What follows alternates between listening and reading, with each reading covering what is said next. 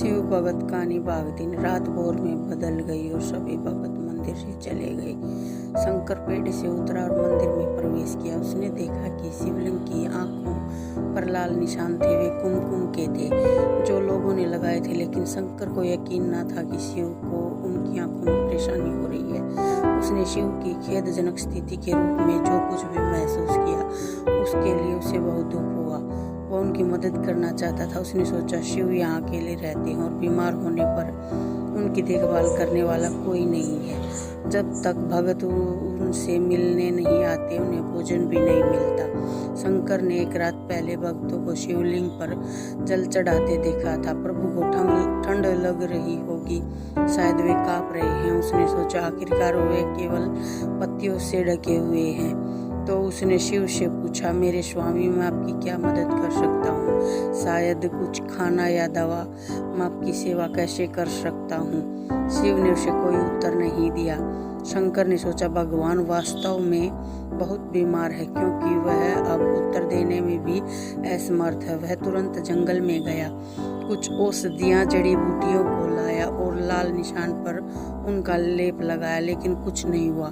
उसने कहा, लगता है कि ये अंधे हो गए हैं। मुझे प्रभु को अपनी एक आंख देनी चाहिए ताकि वह ठीक हो जाए। यह निश्चित रूप से उन्हें खुश कर देगा। उसका दिल पवित्र था और उसने वहां शिव के हाथ में रखे त्रिशूल को उठाया और त्रिशूल को अपनी दाहिनी आंख की ओर ले गया और अपनी आंख को निकालने का प्रयत्न किया। शंकर अनपढ़ था, उसे मंत्रों या पूजा के उचित तरीकों का कोई ज्ञान नहीं था, लेकिन उसकी भक्ति की कोई सीमा नहीं थी। जैसे ही वह अपनी आंख निकालने वाला था, शिव अपनी पत्नी पार्वती के साथ प्रकट हुए।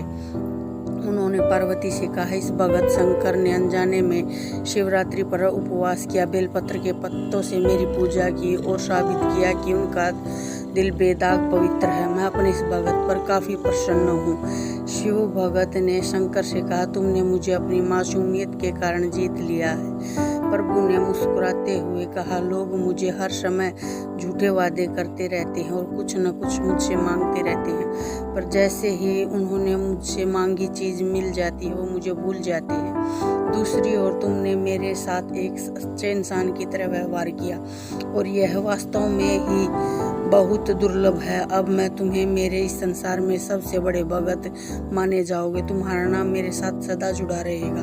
तुम कई सदियों तक जीवित रहोगे। इस बात को कहकर शिव भगवान व माता पार्वती अंतर्ध्यान हो गए। तभी से लोग शिव के साथ शंकर भी लगाते